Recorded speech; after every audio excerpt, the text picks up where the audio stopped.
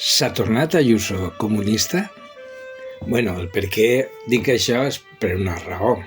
Esta setmana heu sentit tots com el PP, més bé la setmana passada, no? Va votar en contra del famós decret òmnibus i la raó més important que esgrimia per a votar en contra era precisament que s'anava a regalar un palacete, un palau, al PNV, al Partit Nacionalista Basc, un palacete en París. I, claro, això no podia ser. Clar, què és el que passa? Resulta que aquest palacete va ser llevat, expropiat a punta de pistola per la Gestapo i posteriorment donat a Franco.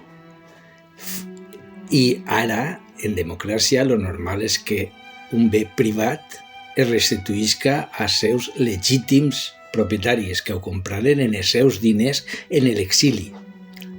Per tant, això bé deu de ser tornat. Si Ayuso els nega, si Pepe Vox es nega, vol dir que estan en contra de la propietat privada.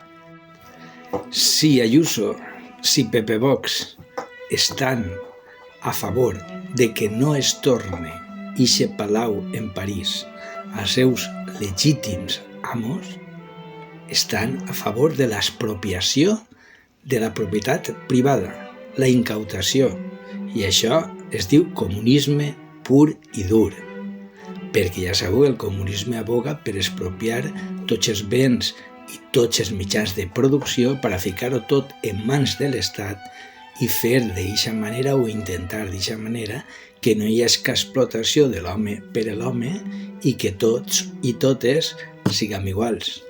Per tant, Ayuso i Pepe Vox venen al comunisme. Mai és tard si la dicha és bona, diuen els castellans. Enhorabona, Ayuso. Enhorabona, Pepe Vox.